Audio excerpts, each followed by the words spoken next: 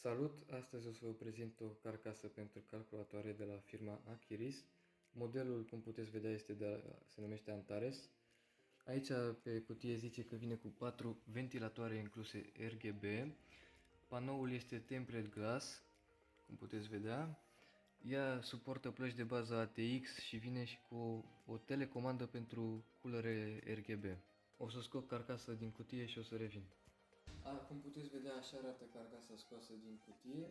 Cum v-am spus, pe partea din stânga are tempered glass. Haideți să vă arăt și din față. Cum puteți vedea în față, are 3 culere RGB de 120 de mm. Aici deasupra are 3 porturi USB, unul de USB 3.0 și 2 de USB 2.0, microfon și căști, un buton de LED ca să schimbi culorile la culere, dacă vreți, de pe carcasă, un buton de reset/restart și un buton de power. Mai are și o sită foarte ușor de detașat, magnetică, să nu intre praful sau orice alte chestii. Așa, în spate are încă un cooler RGB de 120 de mm sau 80, nu sunt foarte sigur. Aici jos aici o să puneți sursa. Are 1, 2, 3, 4, 5, 6, 7 sloturi unde puteți să puneți flash video sau una sau orice alte chestii. Pe partea din dreapta nu are nimic. O să vă arăt cât de ușor e să dați aceste șuruburi jos, nu vă trebuie nicio șurubeniță. Haideți să le dăm jos.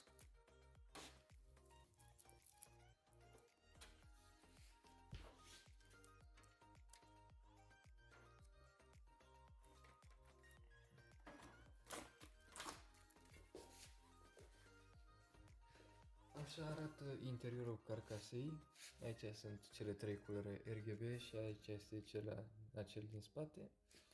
Cum puteți vedea, aici este un manual, instrucțiune, așa,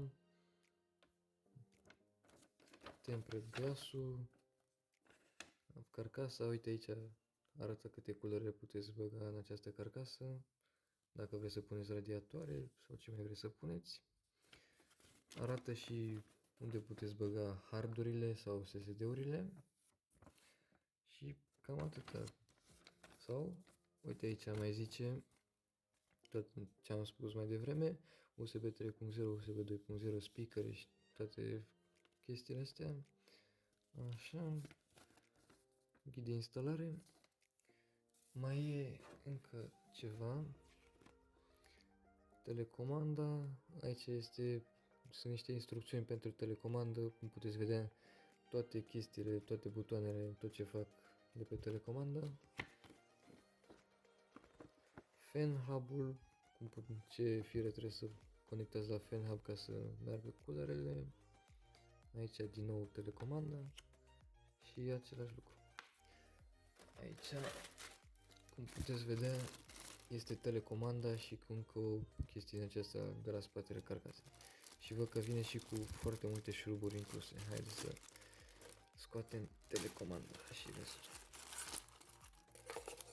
Uite, are și un speaker, mini speaker de puneți la placa de bază. Nu o să scot șuruburile, că o să facem mizerie. Și cam așa arată carcasa. Aceasta este telecomanda. Haideți să o și scoatem din acest plastic. Se simte foarte bine. N-am ce să spun, butoanele sunt foarte de calitate. Și aceasta este telecomanda. Ia să vă arăt și fan hub-ul de pe spate. Stați așa.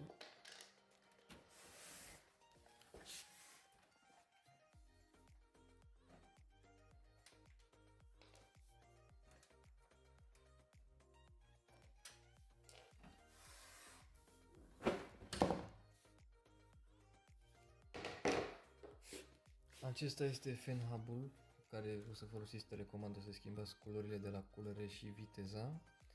Și puteți să le și stingeți, on-off, sync. Cum puteți vedea, are pe o parte 5 sloturi pentru culere și dacă nu mă înșel, mai are și jos încă 5 sloturi, deci în total are 10 sloturi.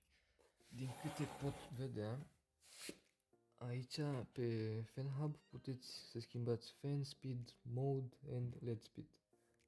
Deci, practic, viteza LED-urilor, modul, culorile alea și viteza culorilor. Să vă arăt, aici puneți hardurile noastre, aici o să puneți SSD-urile, dar trebuie să mutați acest Fan Hub să-l puneți pe aici. Acesta este conectorul care vine de la front panel cu USB-urile, audio și toate acelea. Aici, acesta este un cablu de la Fan Hub care îl băgați în placază și ar mai trebui să aibă niște fire micuțe, dar nu le găsesc. Aveam uitat să vă arăt. Carcasa mai are încă o sită aici la sursă să nu tragă praf, să se facă urât. Carcasa este făcută din niște materiale foarte de calitate. Dacă fac așa, nu se îndoaie, nu are nimic. Deci carcasa e foarte de calitate. Cum puteți vedea, aici sunt toate chestiile care vin incluse cu carcasa.